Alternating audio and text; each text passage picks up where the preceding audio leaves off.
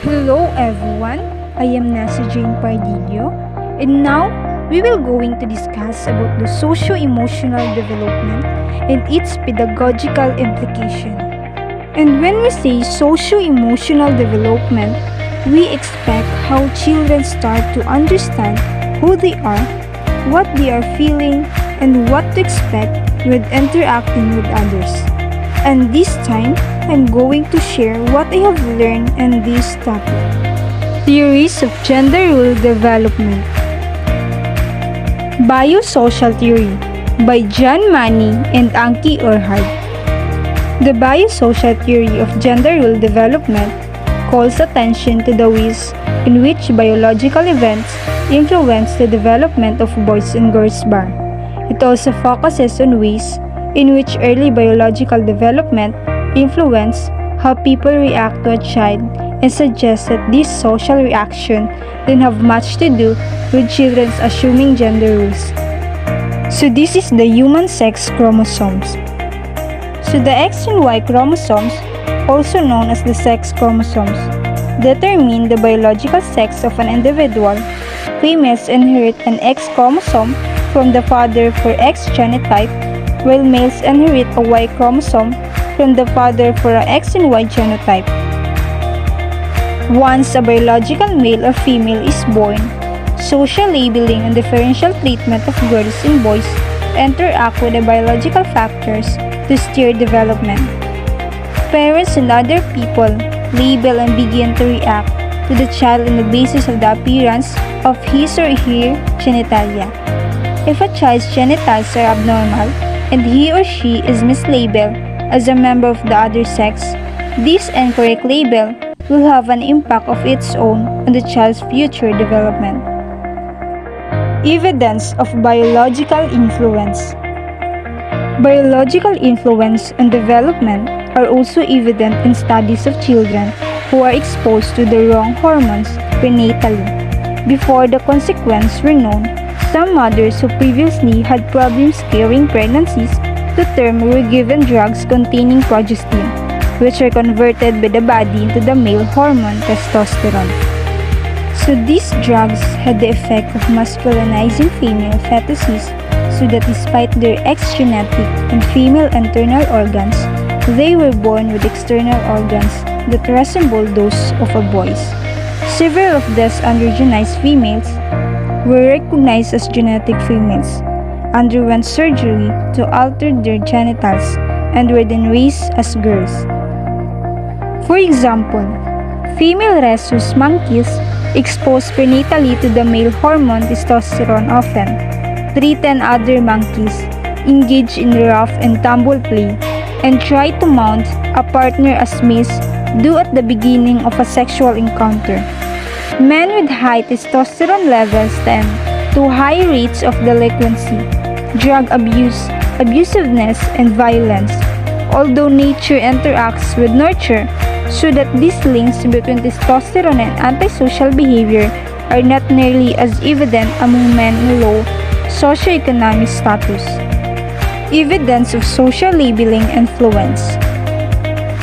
Money and Urhard report that the discovery and correction of this condition by surgery and relabeling as a girl caused few of any adjustment problems if the sex change took place before the age of 18 months. After age 3, sexual reassignment was exceedingly difficult because these genetic females had experienced prolonged masculine gender typing and had already labeled themselves as boys. These findings lead Money and Urhard to conclude that there is a critical period between 18 months and 3 years old for the establishment of gender identity when the label society attached to the child is likely to stick. So Money and Urhard, biosocial theory, stresses the importance of early biological developments that influence how parents and other social agents label a child at birth and that possibly also affect behavior more directly.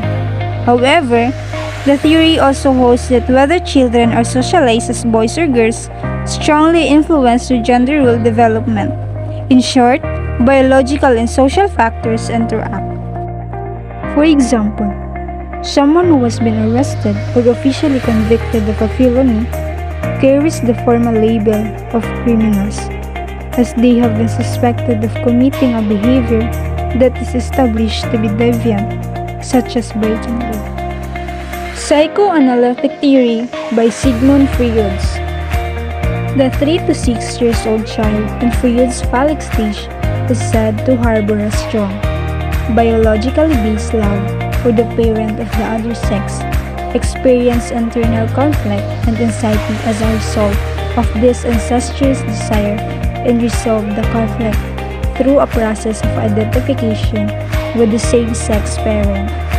According to Freud, a boy experiencing his Oedipus complex loves his mother, fears that his father will retaliate by castrating him, and ultimately is forced to identify with his father, thereby emulating his father and adopting his father's attitude and behavior. Freud believes that a boy would show weak masculinity later in life if his father was inadequate as a masculine model, was often absent from the home, or was not dominant or threatening enough to foster a strong identification based on fear. Meanwhile, a preschool-aged girl is said to experience an Electra complex involving a desire for her father, and envy of him for the penance she lacks, and a rivalry with her mother. To resolve unconscious conflict, she identifies with her mother.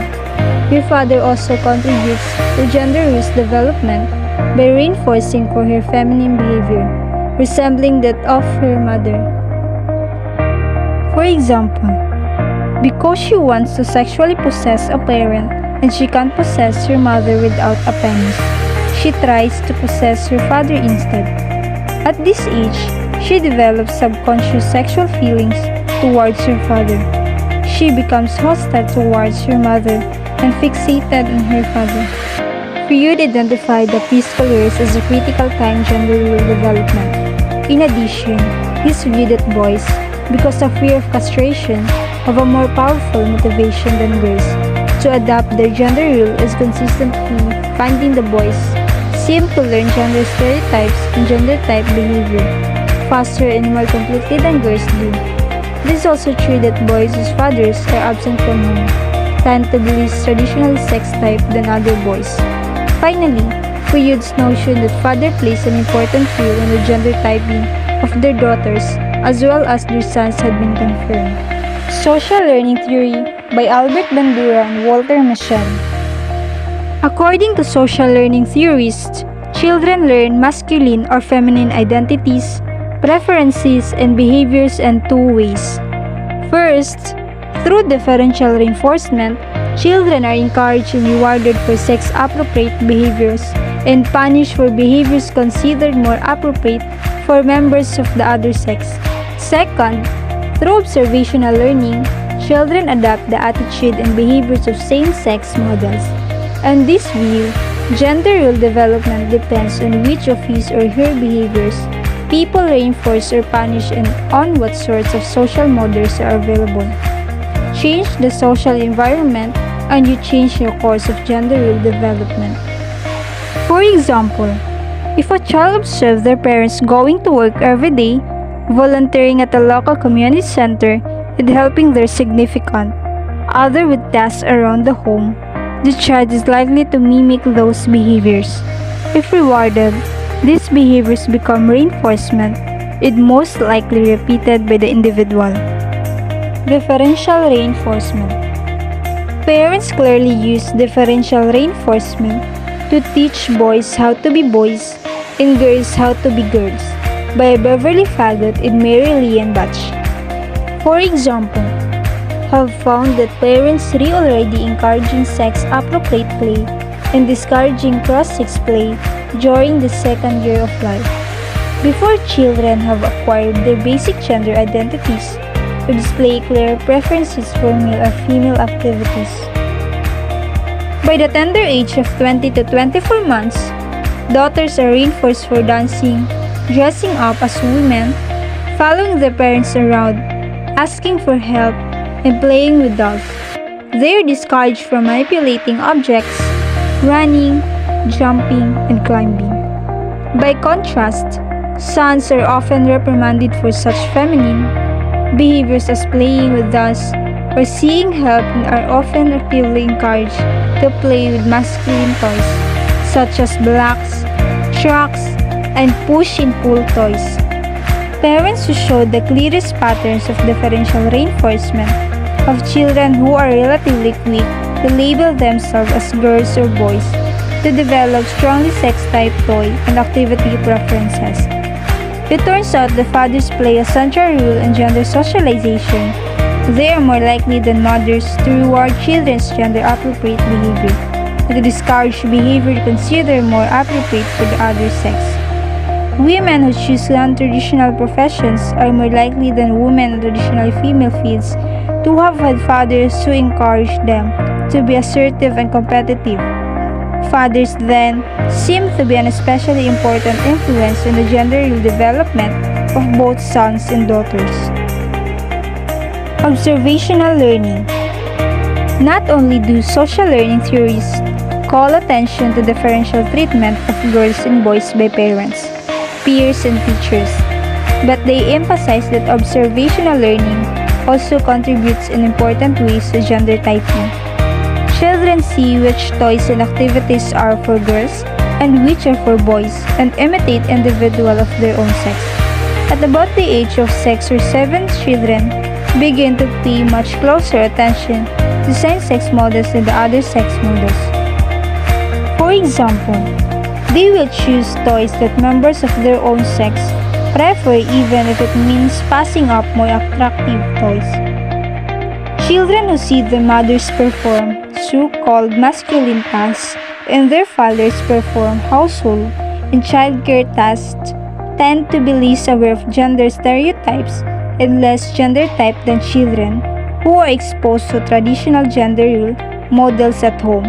Similarly, boys with sisters and girls with brothers have less gender-type activity preferences than children who grow up with the same-sex siblings. Not only do children learn by watching the children and adults with whom they interact, but they also learn from the media, radio, television, movies, magazine, and even from their picture books in elementary school readers. Although sexism in children's picture books has decreased over the past 50 years, it is still the case that male characters are more likely than female characters to engage in active, instrumental activities such as climbing, riding bikes, and making things, whereas female characters are depicted as passive, dependent, and often helpless, spending their time picking lowers, playing quietly indoors, and creating problems that require masculine solution. Cognitive theory by Lawrence Kohlberg. Some theorists emphasize cognitive aspect of gender role development, claiming that children acquire understanding of gender they actively teach themselves to be girls or boys. Cognitive developmental theory. Gender role development depends on stage-like changes in cognitive development. Children must acquire certain understanding about gender before they will be influenced by their social experiences. Children engage in self-socialization. Instead of being passive targets of social influence, they actively socialize themselves. So Kohlberg suggests that children first come to understand that they are girls or boys and then actively seek out same-sex models and a wide range of information about how to act like a boy or a girl. To Kohlberg, it's not, I'm treated like a boy, therefore I must be a boy. It's more like, I'm a boy, and so now I'll do everything I can to find out how to behave like one. For example, if a child had a friend who was a boy named Jack, he could elaborate that Jack is a boy because of his name. Gender Schema Theory by Carol Martin and Charles Halverson. Children acquire a simple in-group or out-group schema that allows them to classify some objects, behaviors, and rules as appropriate for males and others as appropriate for females. then they seek out more elaborate information about the rule of their own sex, constructing an own sex schema. For example, a child who lives in a very traditional culture might believe that a woman's role is in the caring and raising of children, while a man's role is in work and industry. Thank you. I hope you learned something.